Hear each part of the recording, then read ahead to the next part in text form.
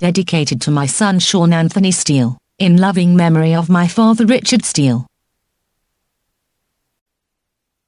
The Dionysian Artificers, a fragment, by Hippolyto Joseph de Costa, London, sold by Messrs. Sherwood, Neely, and Jones, Paternoster Row, 1820, price 3 shillings, The Mysteries of the Ancients, and the associations in which their doctrines were taught, have hardly been considered in modern times, but with a view to decry and ridicule them. The systems of ancient mythology have been treated as monstrous absurdities, debasing the human reason, conducting to idolatry, and favoring depravity of manners. However, they deserve attention, if the motives of their inventors, rather than the profligacy and ignorance of their corruptors, be contemplated. When men were deprived of the light of revelation, those who formed systems of morality to guide their fellow creatures, according to the dictates of improved reason, deserved the thanks of mankind, however deficient those systems might be, or time may have altered them. Respect, not derision, ought to attend the efforts of those good men, though their labors might have proved unavailing. In this point of view must be considered an association, traced to the most remote antiquity, and preserved through numberless vicissitudes, yet retaining the original marks of its foundation, scope, and tenets. It appears that, at a very early period, some contemplative men were desirous of deducting from the observation of nature moral rules for the conduct of mankind. Astronomy was the science selected for this purpose.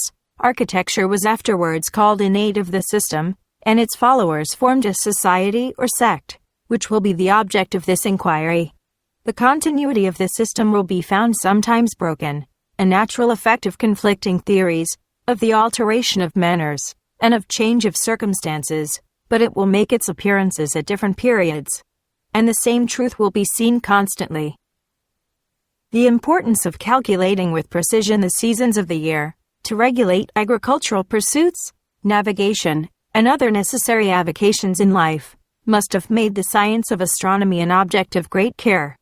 In the government of all civilized nations, and the prediction of eclipses, and other phenomena, must have obtained for the learned in this science such respect and veneration from the ignorant multitude, as to render it extremely useful to legislators, in framing laws for regulating the moral conduct of their people. The laws of nature and the moral rules deducted from them were explained in allegorical histories, which we call fables. And those allegorical histories were impressed in the memory by symbolical ceremonies denominated mysteries, and which, though afterwards misunderstood and misapplied, contain systems of the most profound, the most sublime, and the most useful theory of philosophy. Amongst those mysteries are peculiarly remarkable the Eleusinian, Dionysius, Bacchus, Orisis, Adonis, Thammuz, Apollo, etc., were names adopted in various languages, and in several countries, to designate the divinity, who was the object of those ceremonies.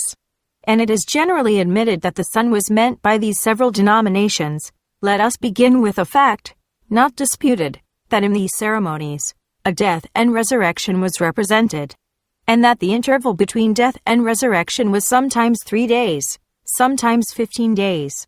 Now, by the concurrent testimony of all ancient authors, the deities called Osiris, Adonis, Bacchus, and were names given to, or types, representing the sun, considered in different situations, and contemplated under various points of view. Therefore, these symbolic representations, which described the sun as dead, that is to say, hidden for 3 days under the horizon, must have originated in a climate where the sun, when in the lower hemisphere, is, at a certain season of the year, concealed for 3 days from the view of the inhabitants. Such climate is, in fact, to be found as far north as latitude 66 to the power of degrees, and it is reasonable to conclude that, from a people living near the polar circle, the worship of the sun, with such ceremonies, must have originated. And some have supposed that this people were the Atlantides. The worship of the sun is generally traced to Mitric rites, and those invented by the Magi of Persia. But if the sun could be made an object of veneration, if the preservation of fire could be thought deserving of religious ceremonies, it is more natural that it should be with a people living in a frozen clime, to whom the sun is the greatest comfort, whose absence under the horizon for 3 days is a deplorable event, and whose appearance above the horizon a real source of joy. Not so in Persia, where the sun is never hidden for 3 days together under the horizon, and where its piercing rays are so far from being a source of pleasure, that to be screened from them, to enjoy cool shades, is one of those comforts, to obtain which all the ingenuity of art is exerted. The worship, therefore, of the sun, and the keeping sacred fires, must have been a foreign introduction into Persia. The conjecture is strengthened by some important facts, which, referring to astronomical allusions, place the scene out of Persia, though the theory is found there. In the Boundehesh, translated by Anquetil Dupron, we find that the longest day of the summer is equal to the 2 shortest of the winter, and that the longest night in the winter is equal to the 2 shortest nights in summer. This circumstance can only take place at the latitude of 49 to the power of degrees 20 minutes, where the longest day of the year is of 16 hours 10 minutes, and the shortest of 8 hours 5 minutes. This latitude is far beyond the limits of Persia, where history places Zoroaster, to whom the sacred doctrines of the Persian book Boundehesh are attributed. This proportion, then, of days and nights, as a general rule could only be true in Scythia, whether at the sources of the Irtish, the Obi, the Genesee, or the Slinger. We know nothing of the antient history of those Scythians or Massagetes, but we know that they disputed their antiquity with the Egyptians, and that the above principle, though attributed to the Persian Zoroaster, is only applicable to the country of those Scythians. But let the origin of the mysteries of the sun begin where it may. They were celebrated in Greece, in various places, amongst others, at Apollonia, a city dedicated to Apollo, and situated in latitude 41 to the power of degrees 22 minutes. In this latitude the longest day has 15 hours, differing 3 hours from the length of the day when the sun is on the equinoxial. The reverse is the case with the nights. This circumstance will account for the preservation of 3 days in these mysteries, even when celebrated in Greece, and also for the 15 days, or representation of the number of 15 in some of the Eleusinian rites. The mysterious numbers were employed to designate such and similar operations of nature, for it is said that the Pythagorean symbols and secrets were borrowed from the Orphic or Eleusinian rites, and that they consisted in the study of the sciences and useful arts, united with theology and ethics, and were communicated in ciphers and symbols. Similar intimations as to the mystic import of numbers are found in many other authors. The letters, representing numbers, formed Kabbalistic names, expressive of the essential qualities of those things they meant to represent, and even the Greeks, when they translated foreign names, whose Kabbalistic import they knew, so they rendered them by Greek letters, as to preserve the same interpretation in numbers, which we find exemplified in the name Nile. The fertility caused by the inundations of the Nile over the adjacent country caused this river to be considered as a mystic representation of the sun, parent of all fecundity of the earth, and therefore a name was given to it containing the number 365, or days in the solar year. The Greeks thus preserved the name. Nigriten is 50, epsilon Griti is 5, iota Gritae is 10, lambda Gritae is 30, omicron Grito is 70, sigma Grites is 200. ALL equal to 365 as in 365 days, but in the number 3 to which so many mystical and moral allusions were made, had a reference to the 3 celestial circles, 2 of which the sun touches, passing over the third in its annual course. The mysteries of Eleusis, the same as those of Dionysius or Bacchus, were supposed by some to have been introduced into Greece by Orpheus. They may have come there from Egypt, but Egypt may have received them at a previous period from the Persians, and these again from the Scythians, but taking them only as we find them in Greece. We will give here an outline of their ceremonies. The aspirant for these mysteries was not admitted a candidate till he had arrived at a certain age, and particular persons were appointed to examine and prepare him for the rites of initiation. Those whose conduct was found irregular, or who had been guilty of atrocious crimes, were rejected. Those found worthy of admittance were then instructed by significant symbols in the principles of society. At the ceremony of admission into these mysteries, the candidate was first shown into a dark room, called the mystical chapel. There certain questions were put to him. When introduced, the holy book was brought forward, from between 2 pillars or stones, He was rewarded by the vision. A multitude of extraordinary lights were presented to him, some of which are worthy of particular remark. He stood on a sheepskin. The person opposite was called the revealer of sacred things, and he was also clothed in a sheepskin or with a veil of purple, and on his right shoulder a mule skin spotted or variegated, representing the rays of the sun and stars. At a certain distance stood the torch-bearer, who represented the sun, and beside the altar was a third person, who represented the moon. I will copy here an English translation of this passage, which I have read somewhere. He who desires in pomp of sacred dress, the sun's resplendent body to express, should first a veil assume of purple bright, like fair white beams combined with fiery light. On his right shoulder next, a mule's broad hide, widely diversified with spotted pride, should hang an image of the pole divine, and total stars whose orbs eternal shine. A golden splendid zone then, over his vest he next should throw, and bind it round his breast. In mighty token how with golden light, the rising sun from earth's last bounds, and night sudden emerges, and with matchless force, darts through old ocean's billows in his course. A boundless splendor hence enshrined in dew, plays on his whirlpools, glorious to the view, while his circumfluent waters spread abroad, full in the presence of the radiant God. But ocean's circle, like a zone of light, the sun's wide bosom girds and charms the wandering sight.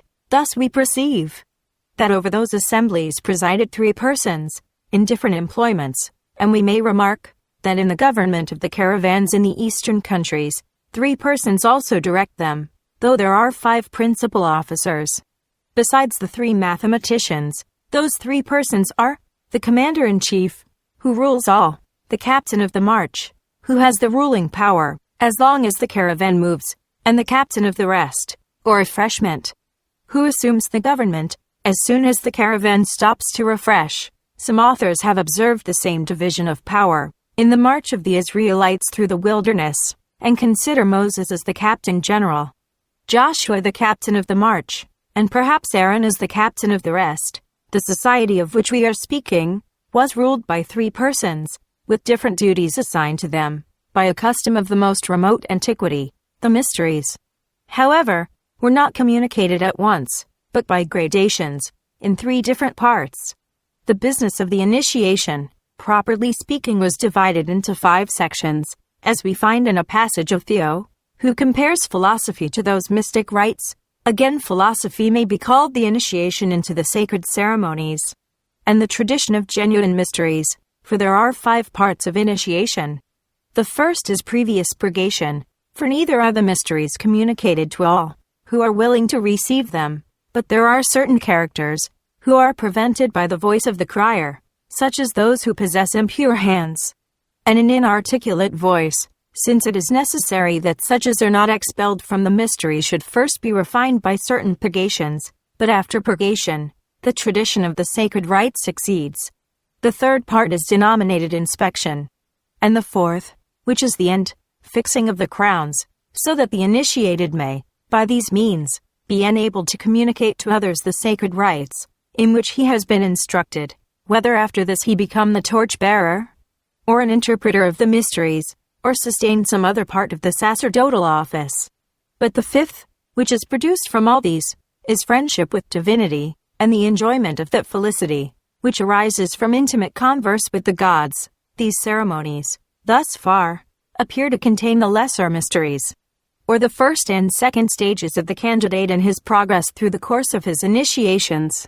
There was, however, a third stage, when the candidate, himself, was made symbolically to approach death, and then return to life. In this third stage of the ceremony, the candidate was stretched upon the couch, to represent his death. Hence the passage, I approached the confines of death, and treading on the threshold of Proserpine, and being carried through all the elements, I came back again to my pristine situation. In the depths of midnight I saw the sun glittering with a splendid light, together with the infernal and supernatural gods, and approaching nearer to those divinities, I paid the tribute of devout adoration, from Apuleius' Metamorphosis. As to the festivities, in which those mysteries were celebrated, we find that on the 17th of the month Athyr the images of Osiris were enclosed in a coffin or ark. On the 18th was the search, and on the 19th was the finding. Thug and fables are symbolical histories. Relating to these mysteries, we find Adonis slain and resuscitated, the Syrian women weeping for Thammuz, etc. This month Athir, according to the Julian year, answers to November, or the winter solstice. But with the Jews, the month of Thammuz, when the solemnities of Adonis were celebrated in Judea, was in June, or summer solstice. The reason appears to be that the Jews, taking this month from the vague year of the Egyptians, and not from the fixed year, settled Thammuz in the summer solstice. Let us now examine what was meant by this symbolical death and resurrection, or by certain personages, said to have visited the Hades, and returning up again. We must here observe that the fables were intended to convey more than one meaning, in proof of which we copy the following passage. Of fables some are theological, others enigmastical, or relating to the soul, others material, and lastly others mixed of all these. Fables are theological, which employ nothing corporeal, but speculate the very essence of the gods, such as the fable, which asserts that Saturn devoured his children, for it insinuates nothing more than the nature of an intellectual god, since every intellect returns to itself. But we speculate fables physically when we speak concerning the energies of the gods about the world, as, when considering Saturn the same as time, and calling the parts of time the children of the universe, we assert that the children are devoured by their parent. But we employ fables in an animastic mode, when we contemplate the energies of the soul, because the intellection of our souls, though by a discourse of energy, they run into other things, yet abiding their parents. Lastly, fables are material, such as the Egyptians ignorantly employ, considering and calling corporeal natures divinities, such as Isis, earth, Osiris, humidity, Typhon, heat, or again, denominating Saturn water, Adonis fruits, and Bacchus, wine. And, indeed, to assert that these are dedicated to the gods, in the same manner as herbs, stones, and animals, is the part of wise men, but to call them gods is alone the province of fools and madmen, unless we speak in the same manner. As one from established custom we call the orb of the sun and its rays the sun itself.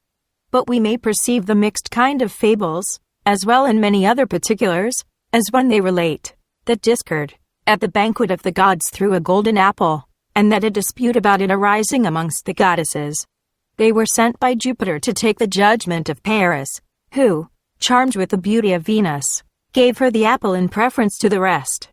For in this fable, the banquet denotes the supermundane powers of the gods, and on this account, a subsisting conjunction with each other. But the golden apple denotes the world, which on account of its composition from contrary natures, is not improperly said to be thrown by discord or strife. But again, since different gifts are imparted to the world by different gods, they appear to contest with each other for the apple. And a soul living according to sense, for this is Paris, and not perceiving other powers in the universe, asserts that the apple is alone the beauty of Venus. Of these species of fables, such as are theological belong to philosophers, the physical and animastical to poets.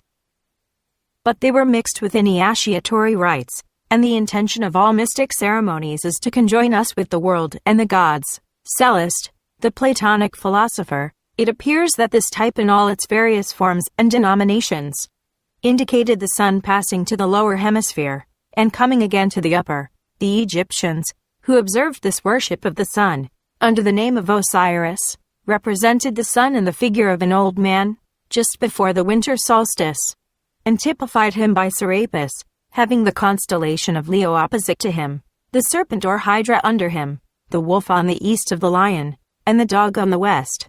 This is the state of the southern hemisphere at midnight about that period of the year. The same Egyptians represented the sun by the boy Harpocrates, at the vernal equinox, and then was the festivity of the death, burial, and resurrection of Osiris, that is to say, the sun in the lower hemisphere, just coming up, and rising above in the upper hemisphere.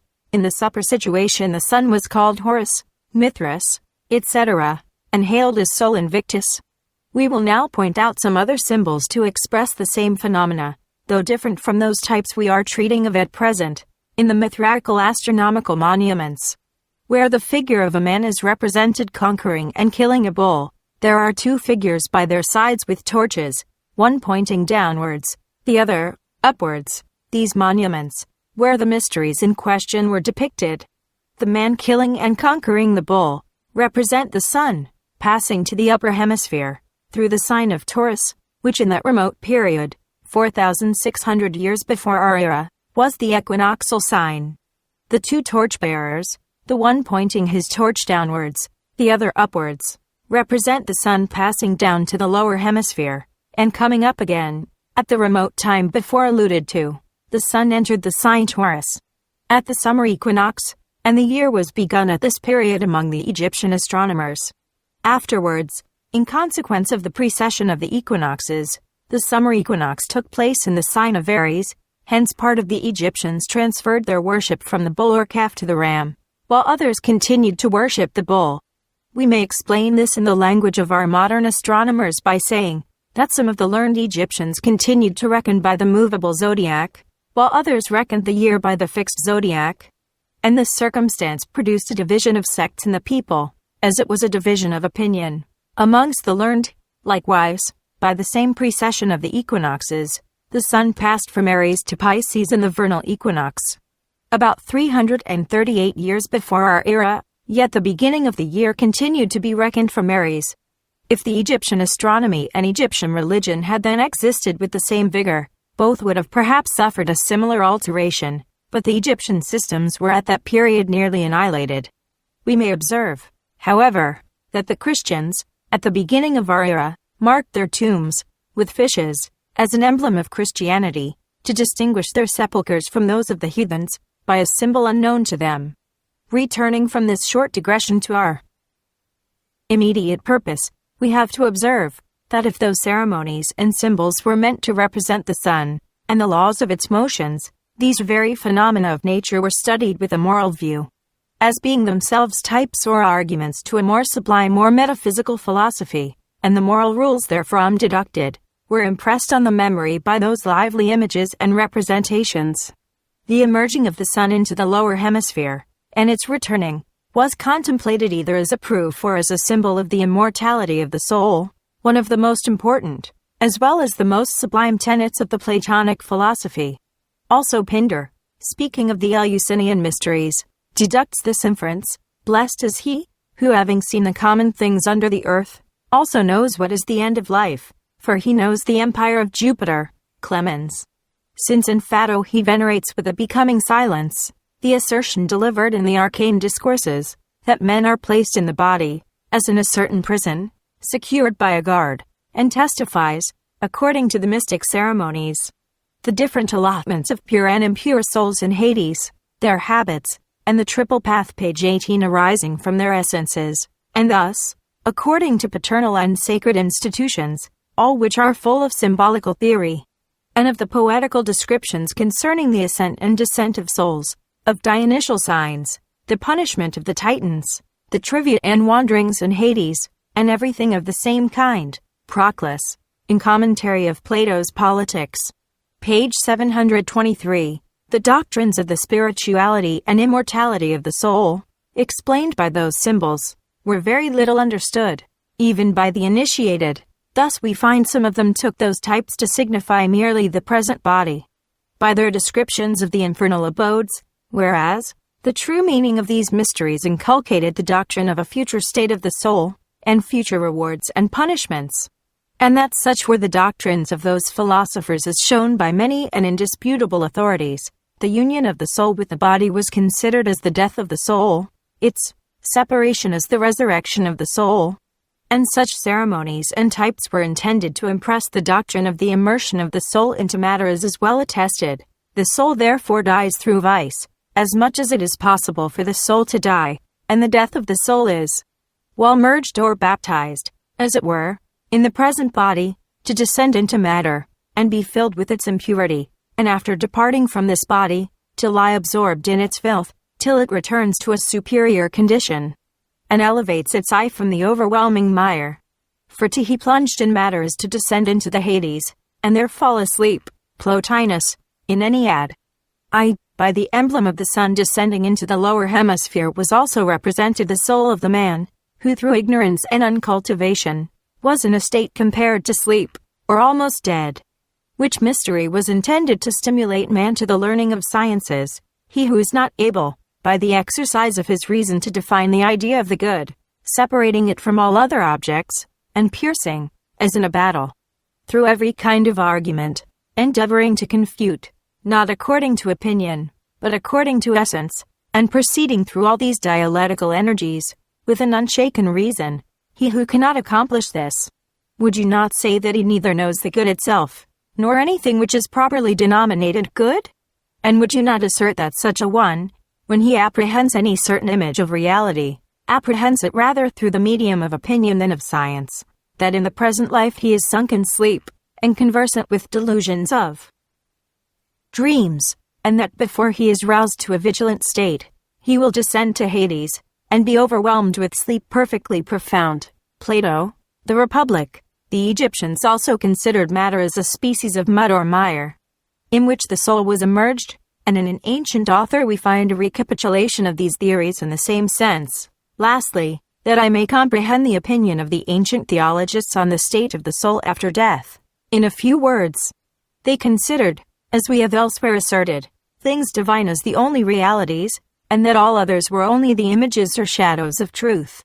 Hence they asserted that prudent men, who earnestly employed themselves in divine concerns, were above all others in a vigilant state, but that imprudent men, who pursued objects of a different nature, being laid asleep, as it were only engaged in the delusions of a dream, and that if they happened to die in this sleep, before they were roused, they would be afflicted with similar and still sharper visions in a future state, and that he who in this life pursued realities, would, after death, enjoy the highest truth, so he who was conversant with fallacies, would hereafter be tormented with fallacies and delusions in the extreme.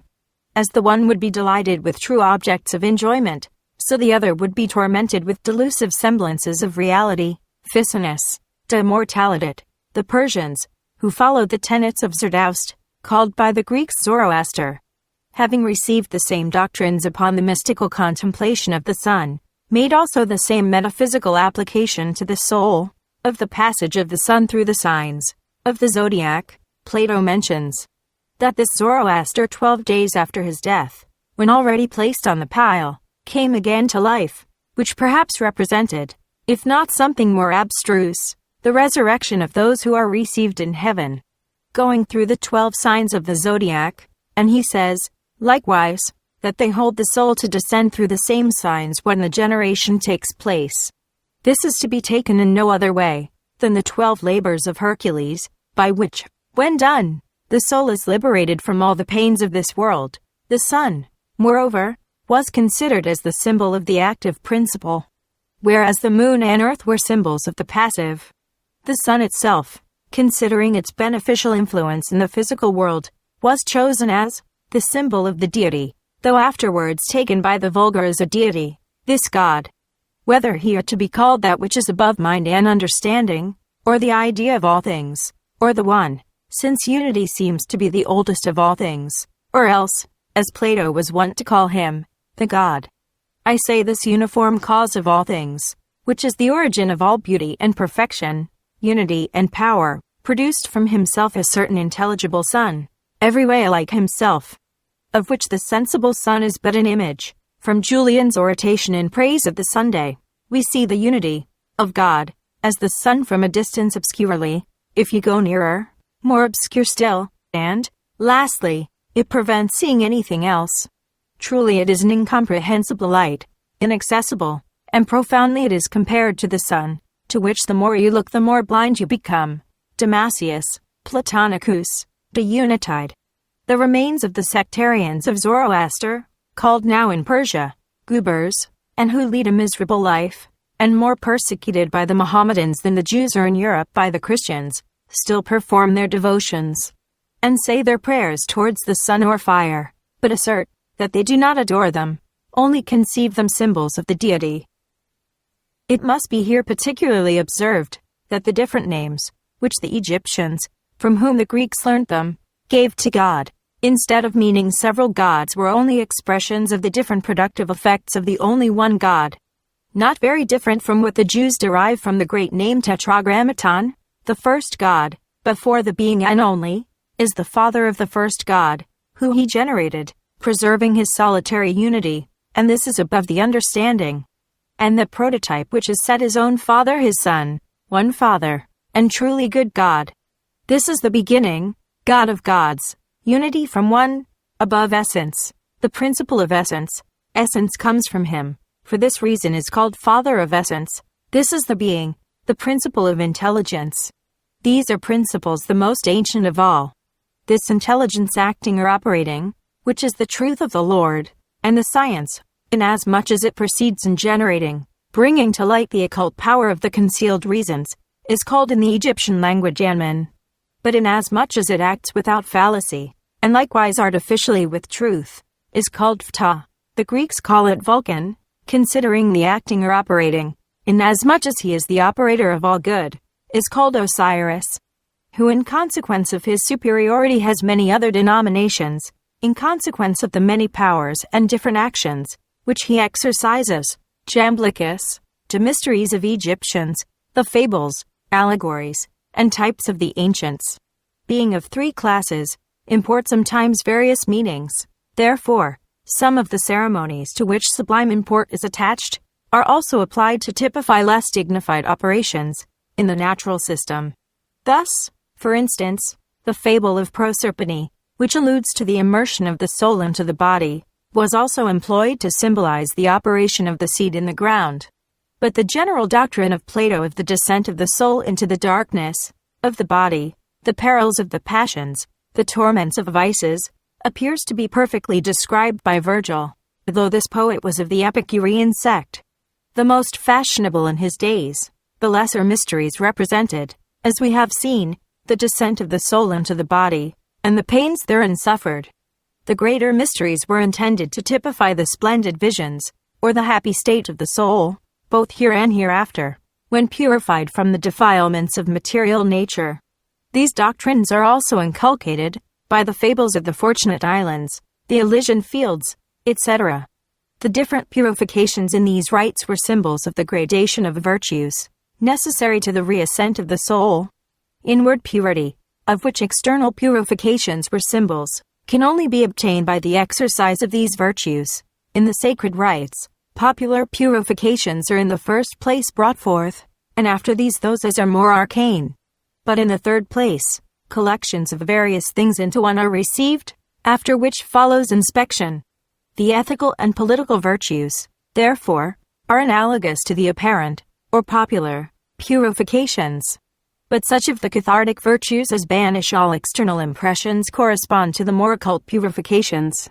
The theoretical energies about intelligibles are analogous to the collections, but the contraction of these energies into an indivisible nature corresponds to initiation.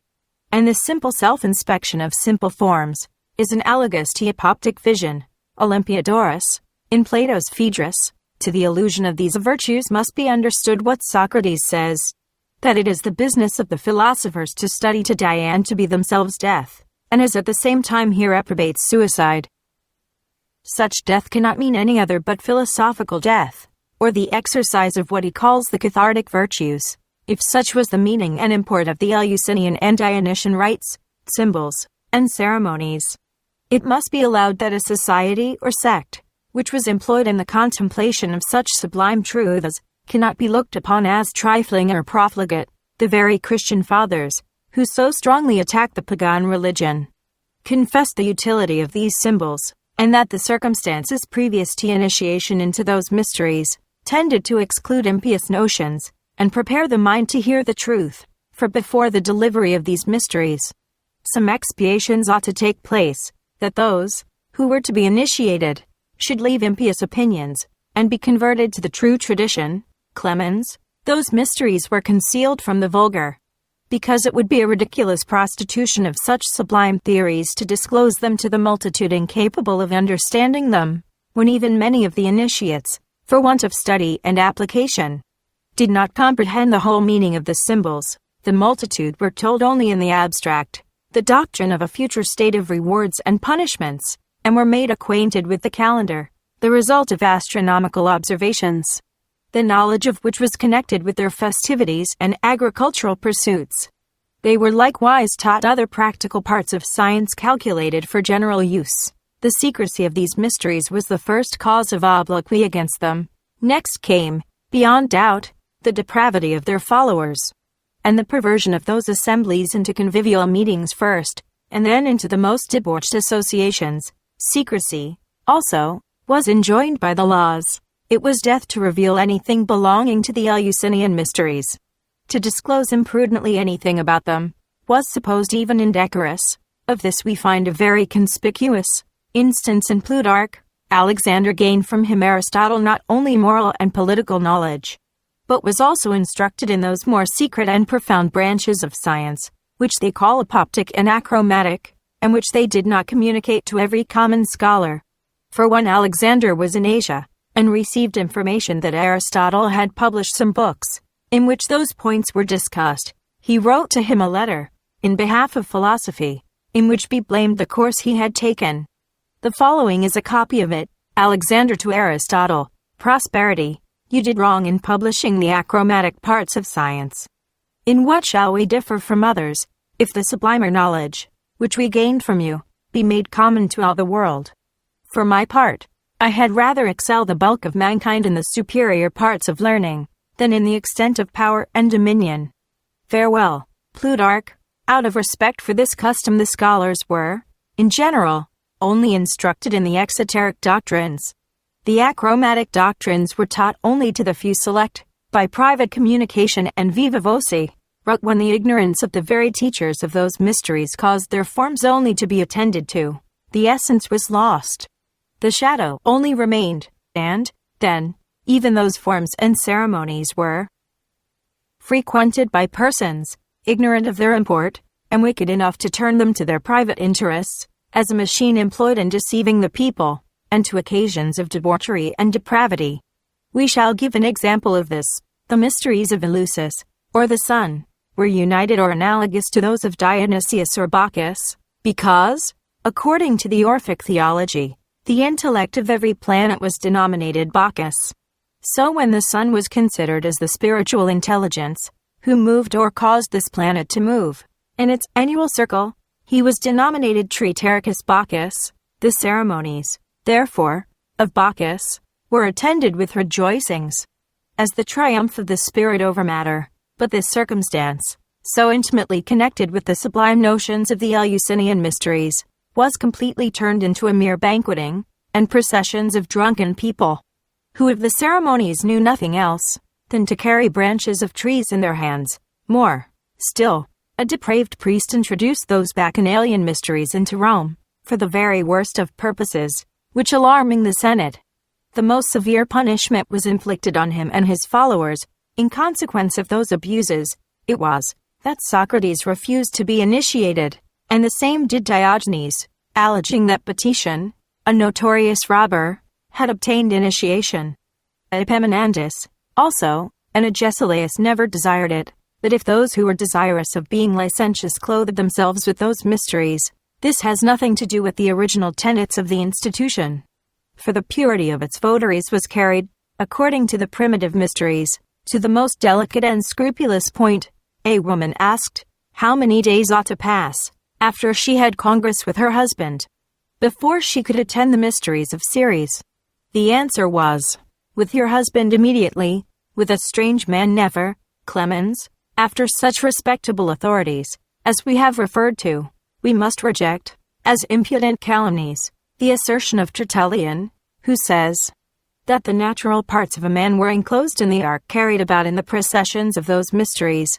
Theodoret and Arnobius say they were the parts of a woman. Such assertors had no means of ascertaining what was not known to anyone. Out of the precincts of those most recondite mysteries, we should rather guess that in the ark, carried in the procession, and said to enclose the body of Osiris, spheres were deposited, representing our solar system. In regard to these accusations, found in some of the ecclesiastical writers, we must also observe that many of them, led by a mistaken zeal for the Christian religion, disfigured in a most reprehensible degree the ancient historical monuments. Taking, for instance, the manner in which the history of Egypt as written by Manethan was transmitted to us by those ecclesiastical writers, Julius Africanus, a Christian priest, by birth a Jew, made a short compendium of the history of Manethan, that the author himself might be dispensed with. This was about the year 230 of the Christian era, finding that the Egyptian chronology represented the world some thousands of years older than the chronology of the Bible. He so disfigured the dates of Manethan as to make him agree with the Bible. Moreover, this work of Africanus is also lost, and we have only extracts of it, preserved in the work of a monk, generally known by the name of Syncellus, who confesses that he mutilated and altered Africanus. Now this individual not even had the original Bible, but only the Greek translation, which avowedly has the chronology vitiated, and yet Manethan's data were to be disfigured and interpolated, to make it square with the incorrect Greek translation of the Bible. Others, of such writers, in fact, knew nothing of the Egyptian mysteries. Celsus seems to me, here, to do just as if a man, traveling into Egypt, where the wise men of the Egyptians, according to their country learning, philosophize much about those things that are accounted by them divine, whilst the idiots, in the meantime, hearing only certain fables, which they know not the meaning of, are very much pleased therewith. Celsus, I say, does as if such sojourner in Egypt, who had conversed only with those idiots, and not been at all instructed by any of the priests, in their arcana and recondite mysteries, should boast that he knew all that belonged to the Egyptian theology. Origines, when amongst the Egyptians there is a king chosen out of the military order, he is forthwith brought to the priests, and by them instructed in that arcane theology which conceals mysterious truths under obscure fables and allegories. Plutarch, the conclusion, therefore, is, that the motives of those institutions were good and pure, as tending to the study of science, and practice of morality. Though the same institutions afterwards degenerated, we will content ourselves here with the authority of Kircher, one of the most learned antiquarians in Egyptian matters. Therefore, Hermes, that great author of the hieroglyphic doctrine, elucidating many things, chiefly about God, and his perfections, also of the creation of the world, and its preservation, of the administration of the same world and its parts, both by himself, and through his angels, as he heard of the patriarchs about the government of the world, endeavored seriously to penetrate these things. Hence sprang a new philosophy in which, as he treated of more sublime things than the ignorant could understand, he veiled under a new art, afterwards called hieroglyphic, which was hidden from rude understandings, not in wooden monuments, but in mystic figures, engraved in hard stones, for an eternal memorial with posterity, as a sublime science of things deserving eternal veneration, and worthy of being recommended to all, and an imitation of the great eternal artificer. In the administration of the world, he so constituted his system, that it was communicated only to the select hieramists, priests, stolists, and hierogrammatists, men of great genius, wise for the government of the state, according to the rules of administration, prescribed in the obelisks, and men who had shown ability and aptitude, and were moreover restricted, by oath, to keep it secret. By these means the priests, being looked upon by all with admiration, in consequence of their science in those new things, expressed in the symbols, were honored by the multitude almost as half gods. But to increase this veneration they told the people many things about the apparitions of the gods, their answers, and how they were to be worshipped to soothe them and make them propitious. To this we must add the great profit they had by their machines and mechanical inventions, and their skill in mathematics, and their making statues that moved their eyes and head, to express approbation or disapprobation. And that the miserable multitude was deceived and beguiled, paying always to obtain a favor from the gods, or to avert their anger. Hence it came, that in the course of time, that religion conceived by Trismegistus in a sincere sense, was by degrees degenerated into open and declared idolatry, Kircher. And their degeneration was followed by the ruin of the state, as predicted by Trismegistus himself, who in this prediction proved how great a philosopher and politician he was. O Egypt, Egypt, of thy religion only the fables remain, and those incredible to thy posterity. Trismegistus, having thus established what was the meaning and import of the Eleusinian or Dionysian mysteries amongst the ancient Greeks, who transmitted to us the knowledge of them, and having shown that the ceremonies were not intended in their origin as a worship of the sun, considered as a deity, we shall proceed to examine how those mysteries were communicated to other nations by the Greeks. About 50 years before the building of the Temple of Solomon in Jerusalem, a colony of Grecians, chiefly Ionians, complaining of the narrow limits of their country, in an increased population, emigrated, and having been settled in Asia Minor, gave to that country the name of Ionia. It is said that the chief of the Ionian colony was Androclus, a legitimate son of Codrus, the king of Athens, so it is related that the Ionians established their royalty, and those descending from that race, even now, are called kings, and enjoy their boners, that is to say, a place where they attend the spectacles and the public games, wearing the royal purple, and a staff instead of the scepter. And the Eleusinian writes, no doubt that people carried with them their manners, sciences, and religion, and the mysteries of Eleusis among the rest. Accordingly we find that one of their cities, Byblos, was famed for the worship of Apollo, as Apollonia had been with their ancestors, these Ionians, participating in the improved state of civilization in which their mother country, Greece, then was, cultivated the sciences and useful arts, but made themselves most conspicuous in architecture, and invented or improved the order called by their own name Ionian. These Ionians formed a society, whose purpose was to employ themselves in erecting buildings. The general assembly of the society was first held at Theos, but afterwards, in consequence of some civil commotions, passed to Lepidus. This sector society was now called the Dionysian Artificers. As Bacchus was supposed to be the inventor of building theaters, and they performed the Dionysian festivities, they afterwards extended themselves to Syria, Persia, and India. From this period, the science of astronomy, which had given rise to the symbols of the Dionysian rites, became connected with types taken from the art of building. These Ionian societies divided themselves into different sections, or minor assemblies. Some of those small or dependent associations had also their distinguishing names, but they extended their moral views, in conjunction with the art of building, to many useful purposes, and to the practice of acts of benevolence. This example imitated those Ionians who emigrated from Europe to the maritime countries of Caria, Asia Minor, and also the Dorians, their neighbors, building temples at a common expense. The Ionians built the temple of Diana at Ephesus, the Dorians that of Apollo at Triopiae, where at a certain period they repaired with their wives and children, and there performed sacred rites, and had a market, likewise games, races, wrestlings, music, parties of different kinds, and made common offerings to the gods. When they had performed the spectacles and the business of the market, or fair, and fulfilled towards each other the duties of fellow creatures, if there was any litigation between the cities, they sat as judges to settle the dispute.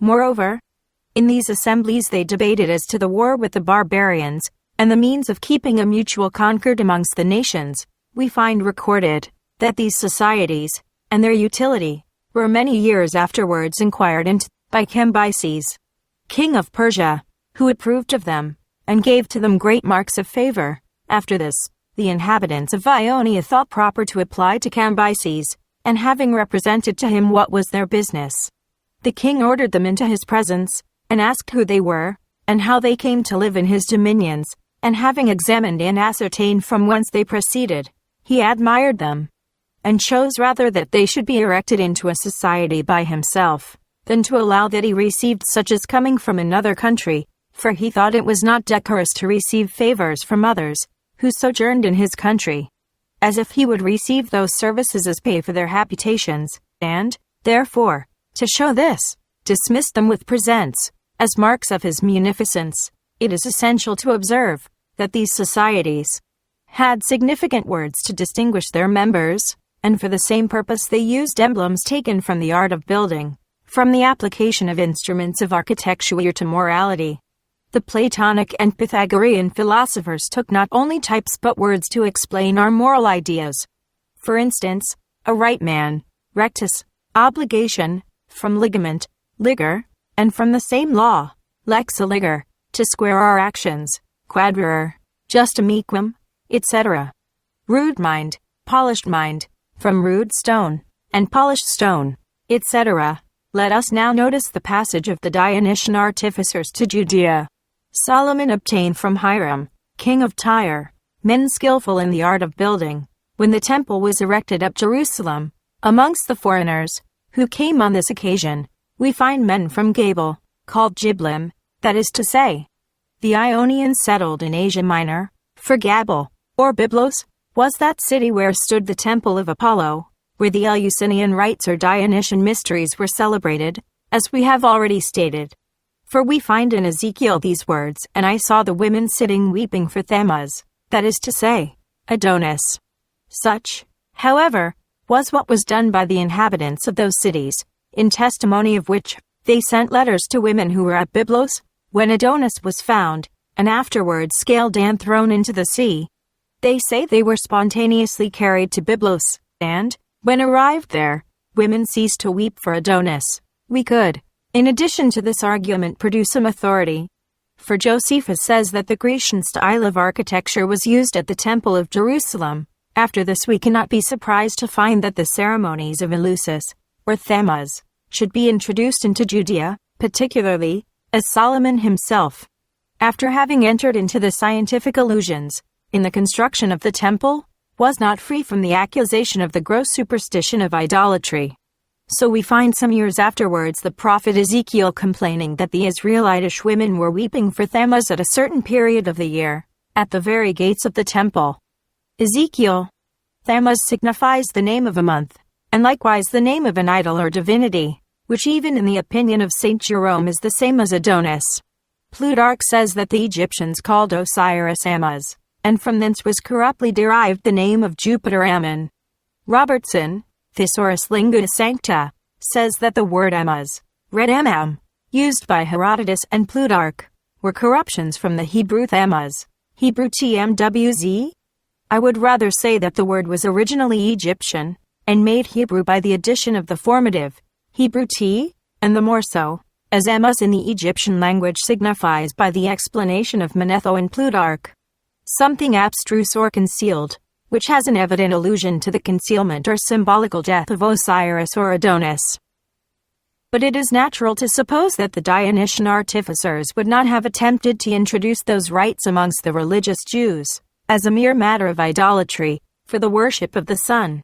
The ideas of the Israelites, concerning the unity of God, would have revolted at anything, inducing a belief of the polytheism of the Gentiles. The symbol, therefore, in these mysteries, must have been explained to the Jews to mean only the sun, in the true and original sense of those mysteries, that is to say, as an emblem of God's goodness to man, and the apparent motions of that luminary, first as the guide for fixing the seasons, next as types or remembrances of the immortality of the soul, for this dogma does not appear either clear in the books of the Jews before that period, or universally admitted amongst them at a much later date. To avoid, therefore, any allusion to idolatry in these ceremonies and symbols, another personage or another name must have been substituted for Adonis or Osiris, and as a symbolical death and resurrection was essential in the allegory of the system, the history of the death of another individual must have been substituted.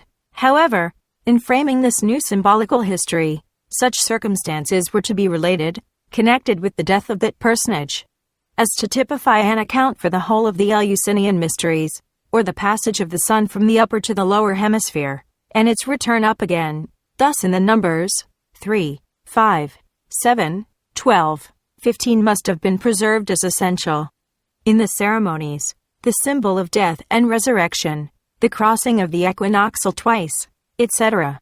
In the time, the season of the year, when the sun arrives at the two tropics, the rising, the southing, the setting, etc., in the formation of this new system, or rather new allegory to the same system, though the name of the hero was changed, the circumstances must have been preserved, as far as consistent with new names. The whole fabric of the temple would favor an illusion of this sort. The foundation stone was laid on the second day of the second month, which corresponds upon an average to the 20th of April, reckoning the sacred year, upon the fixed zodiac. Now if you rectify your globe to the latitude of Jerusalem, 31 degrees 30 minutes, at the period of the year, you will have the sun in Aries, or the sun represented by a ram or a sheep, or a man in a sheep's skin, as the Hierophant was represented, In the mysteries of Eleusis, therefore, the very period of the year in which the foundation stone of the temple was laid would afford an opportunity of establishing upon it a new allegorical system to explain the ancient mystery. If we suppose the globe to represent the world in the position above described, the aspirant being in the west facing the Hierophant, who in the east represents the rising sun, the candidate will find himself between the two tropics, represented by the two columns one which were placed on the west entrance of that temple. The better to understand the facility with which the ancient system could be adapted to the circumstances of the Temple of Jerusalem, we must consider its typic emblems, according to the notions of the Jews and some of the Christian fathers. The temples built in honor of the several gods were so shaped as to have allusion to the supposed attributes of such gods.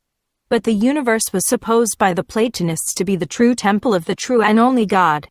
The temple, therefore, dedicated to the true God, was to be a type of the universe. Justly, therefore, Plato, knowing the world to be the temple of God, showed a place in the city where the symbols should answer, clemens.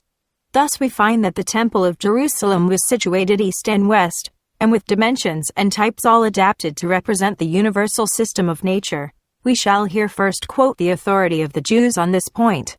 Now let us consider what may be subindicated by the cherubim and flaming sword turning every way. What if this ought to be thought the circumvolution of the whole heavens, but of the flaming sword turning every way? It may thus be understood to signify the perpetual motion of these cherubim, and of the whole heavens. But what if it be taken otherwise? So that the two cherubim signify both hemispheres. Philo-Judeus, the tunic of the high priest, since it was of linen, represents the earth, but the blue, the pole of heaven, the lightnings were indicated by the pomegranates, the thunders by the sound of the bells, etc.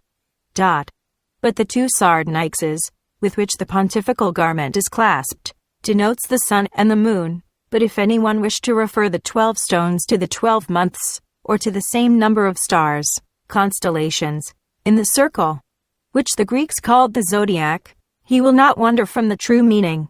Josephus. Now for the Christian fathers, it would be too long to follow the prophetical and legal statements, which have been expressed by enigmas. Almost the whole of the divine scripture offer up these sort of oracles. He who reasons properly will find sufficient for the purpose. We shall give a few examples.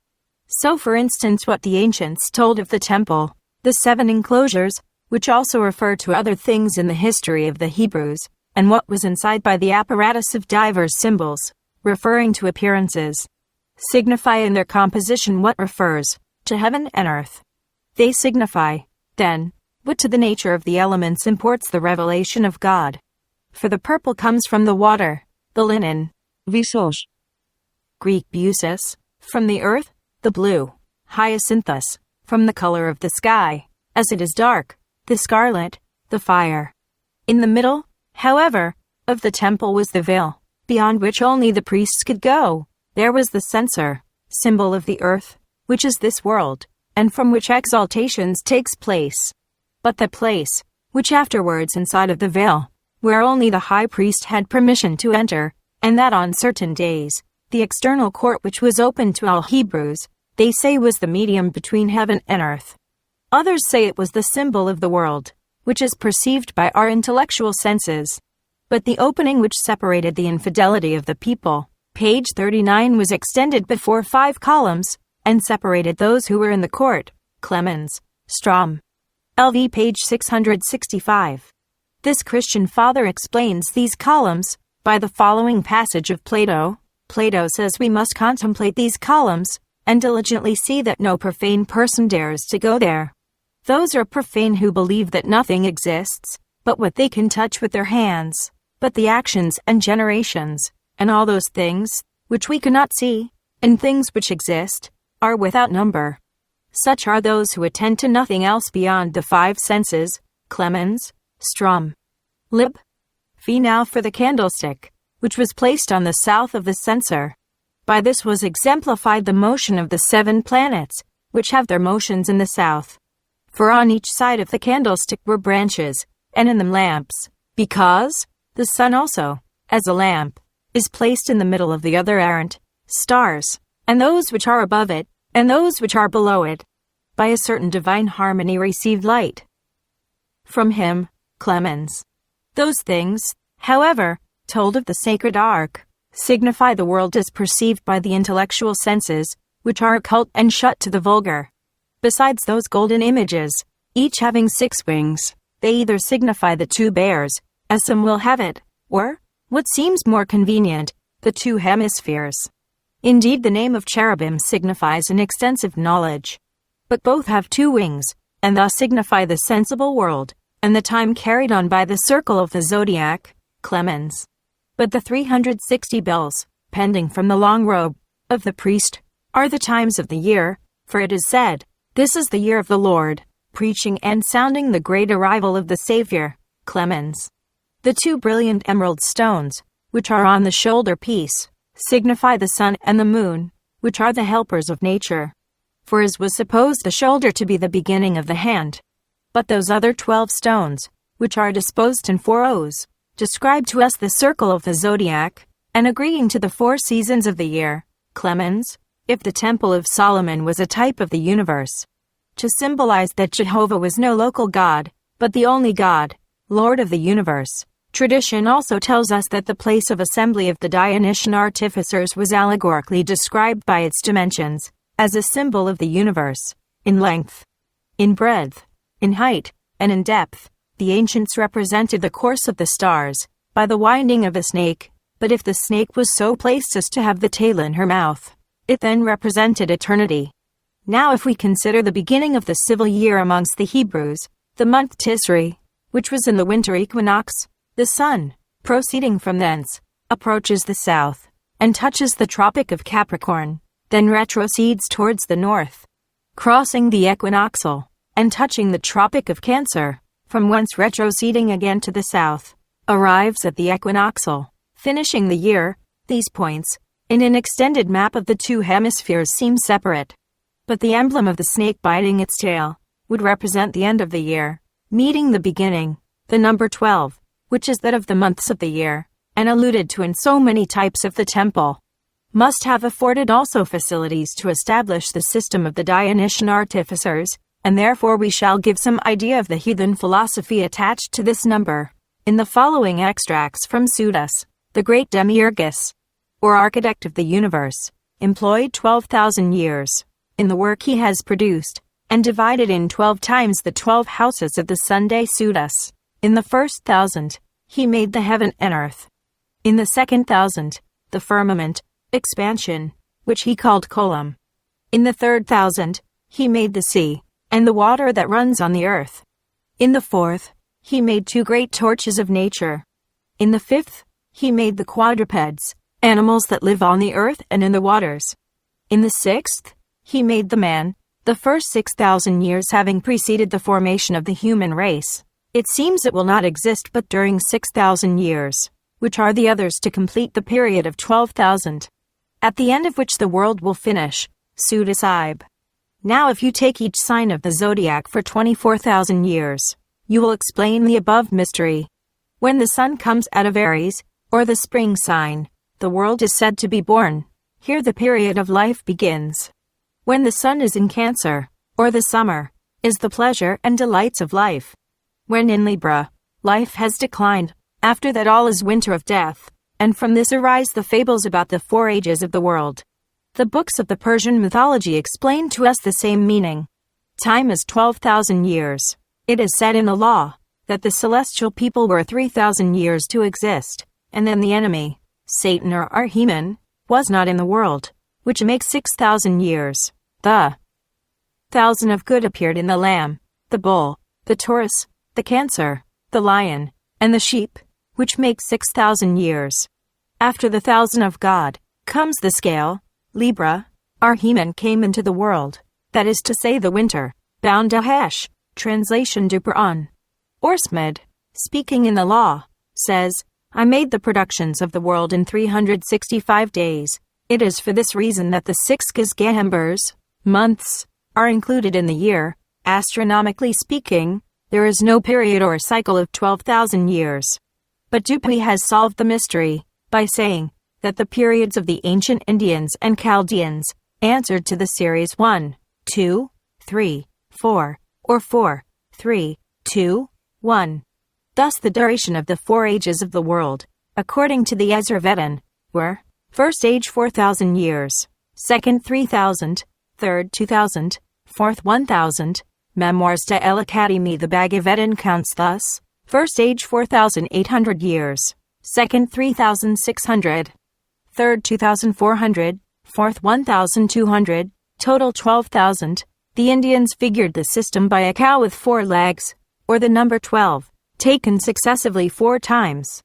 Another Indian period establishes the duration of the world thus: first age 1,728,000 years, second 1,296,000, third 864,000, fourth 432,000, total 4,320,000. Now the smallest of these numbers, 432,000, elevated to 2, 3, and 4, will give a sum total of 4,320,000. The Indians say that the year of the gods is composed of 360 years of those of men. If you divide 4,320,000 for 360, you will have 12. In the Chaldean period, as given by Berosus, we find the same numbers of 432,000, and to compose it, he follows the arithmetic order. Thus, first degree 12,000, second 24,000, third 36,000, fourth 48,000, fifth 60,000, sixth 72,000, seventh 84,000, eighth 96,000, total 432,000. Mr. Hutchinson has proved that the globes, on the top of the 2 columns, at the portico of the temple, were orreries, or mechanical representations of the motions of the heavenly bodies.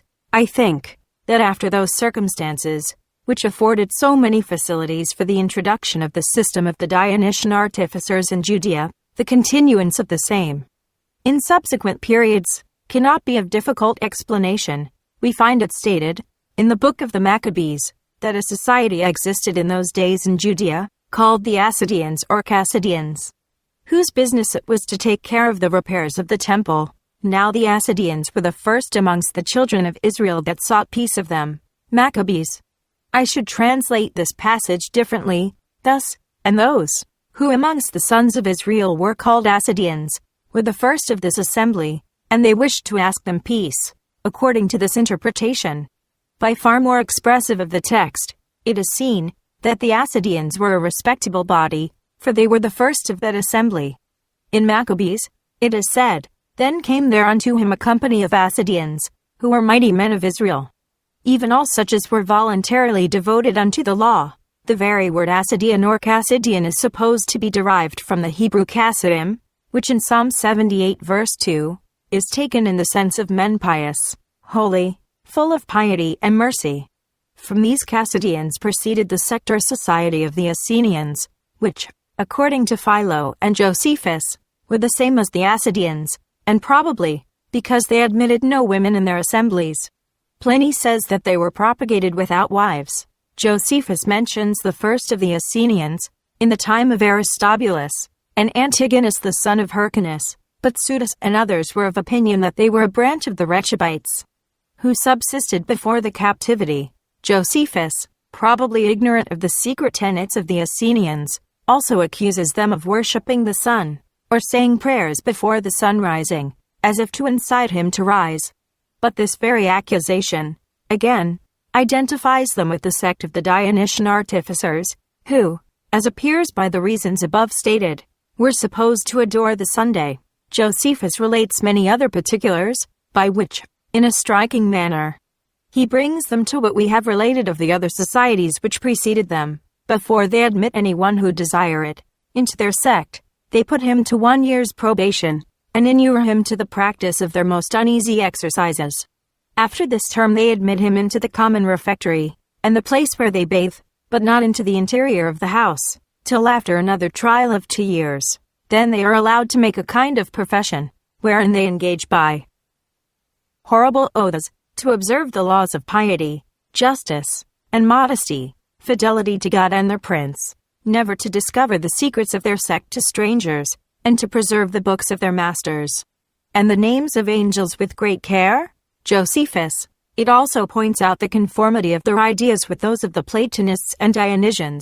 On the nature of the soul, they hold the soul to be immortal, and believe that souls descend from the highest air into the bodies animated by them, whither they are drawn by some natural attraction, which they cannot resist, and after death, they swiftly return to the place from whence they came, as if freed from a long and melancholy captivity.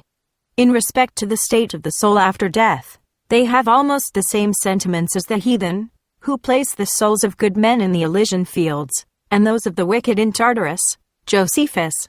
In short, they use symbols, allegories, and parables, after the manner of the ancients. The practices of those Essenians are represented by Philosophy employ themselves in husbandry, others in trade and manufactures of such things only as are useful in time of peace.